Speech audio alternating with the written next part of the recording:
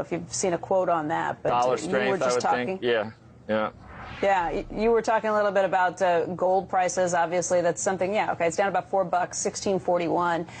Obviously, it's a huge question people have asked as we've seen a big run-up in gold over the last 4 years or so. And that's something that was definitely talked about this weekend here at Berkshire. Joe just talked about Charlie Munger's comment that civilized people don't buy gold. This weekend, I also got the chance to sit down with Berkshire board member and Microsoft chairman Bill Gates, and he's not a huge gold fan either. Listen in. Gold today was something that both Charlie and Warren made pretty clear they're not a big fan of. What about you? I'm certainly in that camp.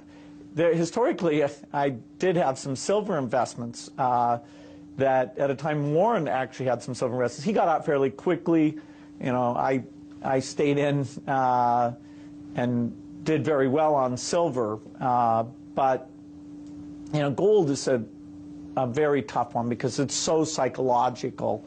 And if central banks or the IMF ever decided to take advantage, and I think countries need liquidity, you know, hey, there's an asset that's not doing anything for the citizens, and then you know, because it's purely psychological, it's not like people would say, oh, well, when it gets to $800 an ounce, people will buy 4 times as much jewelry. There's no nothing that steps in as a buyer at any price. It's just purely, oh, other people in the future will think it's worth more than it's worth today, which, you know, if you think the world is scary and people are going to panic, I'm not saying that theory doesn't exist, but there is no floor if ever people got a view. And you do, we had a invention session with some people recently. As this price gets high and you look at a 10 to 20 year time frame, the supply equation will change. And so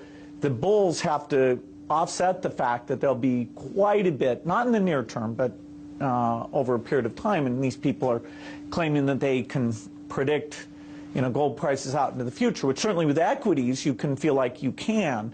Well, there you have to understand the innovations in digital mining techniques or some new extraction techniques, which actually I think are pretty interesting, and I doubt many people factor that in. All right, we've never even talked about the supply picture, but he's talking about eventually being able to increase the supply of gold. You had a shareholder who asked you a question about gold over the weekend, and your response was pretty interesting. Berkshire versus gold. You want to talk about how that's performed over the years? Yeah, but we can go beyond that. But certainly, when we took over Berkshire, Berkshire was selling at $15 a share, and gold was selling at $20 an ounce. And gold is now $1,600, and Berkshire's $120,000. But you can take a broader example than that. If you buy an ounce of gold today and you hold it 100 years, you can go to it every day, and you can coo to it, and you can caress it, and you can fondle it, and 100 years from now you'll have 1 ounce of gold, and it won't have done anything for you in between. If you buy 100 acres of farmland, it will produce for you every year. You can use that money to buy more farmland. You can do it, all kinds of things. For 100 years, it'll produce things for you, and you still have 100 acres of farmland at the end of the 100 years.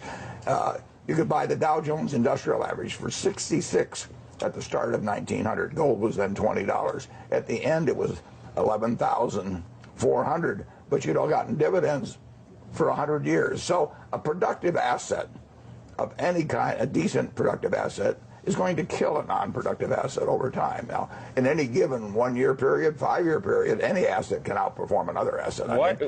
Tulips. Why don't you join me, Warren? Why don't you join me and buy some cows? I mean, I like your farmland, but you know, you're in Nebraska for Iowa. You love steak. I mean, we can have leather. We can have manure. We can have milk. We can have meat. We'll employ people. You can have the manure. I'll take the meat. I've got plenty of the manure. No, but we'll employ people taking care of the cows. I mean, that little bar of gold that's worth 50, whatever. We had one in here. Look, I think it was worth like $60,000 or $70,000. I can get like so many head of cattle for that and be productive. That was my point. But you like farmland. Are you just too lazy to take care of the cattle or something? Pay some people. Absolutely. Absolutely. Have you ever tried to take care of cattle, Joe? It must be. I think it might be hard. I know I've tipped a few, but I've never. Have you tipped now? I hope you have not tipped. That's mean. It's cruel. It is cruel. They're sweet. They're sweet, but they're not too bright. Like me. With land, you can get somebody else to do all the work, give them a percentage of the crop, and you can sit back there for 100 years and get a percentage of the crop, and you still got the land when you get all through. I will guarantee you that farmland over 100 years is going to be gold, and so are equities. Why do you think gold bugs get so irate? Because they really come out. Yeah, it's very interesting. If you go on CNBC and say that bonds are kind of a poor investment, you know, people don't get mad at you. You don't even hear from the Treasury. I mean, you can knock almost any investment, and people may get a little irritated. But when you talk about gold, and of course that says something about their motivations for ownership. They want people to agree with them. They want They want everybody to get so scared they run to a cave with gold. And caves might be a better investment than gold. I mean, at least they're not producing more caves all the time.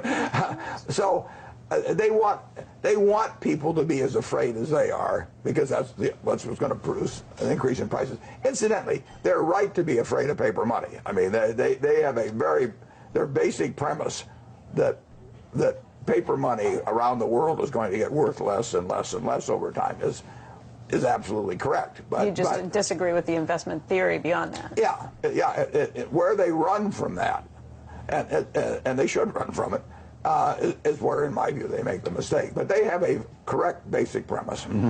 Okay. Guys, we'll send it back over to you. We do have a lot more coming up. Okay.